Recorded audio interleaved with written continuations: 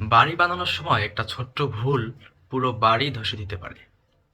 ইমারত বা বাড়ি নির্মাণ মানে শুধু রড সিমেন্টের সমন্বয় নয়। এর পেছনে আছে অনেক ধাপ, অনেক গাণিতিক হিসাব, অনেক কারিগরি সিদ্ধান্ত। আর এখানেই ঘটে যায় সবচেয়ে বড় ভুলগুলো। সয়েল টেস্ট না করা সবচেয়ে কমন কিন্তু ভয়ঙ্কর ভুল। মাটির ধরন না বুঝেই ফাউন্ডেশন করা, ফলে কিছু বছর পরেই বাড়ি ধসে যায় কিংবা ফাটল ধরে।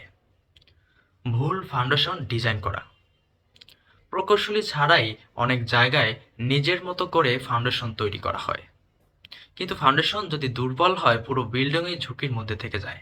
নিম্নমানের নির্মাণ সামগ্রী ব্যবহার করা, কম খরচে সস্তা রড, সিমেন্ট, ইট কিনে কাজ শুরু করা হয়। এরপর বছর দুয়েকের মধ্যেই বাড়িতে ফাটল, স্যাঁতসেঁতে দেয়াল কিংবা রড বের হয়ে যাওয়া, এইসব সমস্যা দেখা যায়। ড্রয়িং না বুঝে কাজ করা, অনেক সময় মিস্ত্রি বা কন্ট্রাক্টর ড্রয়িং না বুঝেই কাজ করে ফেলেন, ফলে রুমের সাইজ ভুল হয়, কলাম বা বিম ভুল জায়গায় যায়, যেটা পরে আর ঠিক করা সম্ভব হয় না।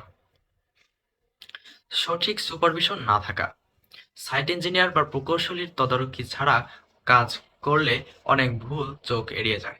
যেমন কম কভার, সঠিক রডের ল্যাপ না দেওয়া বা বিমের গভীরতা ঠিক না হওয়া এরকমের সমস্যার সম্মুখীন হতে পারে। একটা বাড়ি শুধু ইট পাথর দিয়ে নয়, ভবিষ্যৎ নিরাপত্তা, অর্থ আর পরিবারের স্বপ্ন দিয়ে গড়া হয়। তাই ছোট ছোট ভুল যেন বড় বিপদ না ডেকে ফেলে, প্রথম থেকেই কাজ করুন পরিকল্পিতভাবে, একজন প্রকৌশলীর পরামর্শ নিয়ে। ধন্যবাদ সকলকে।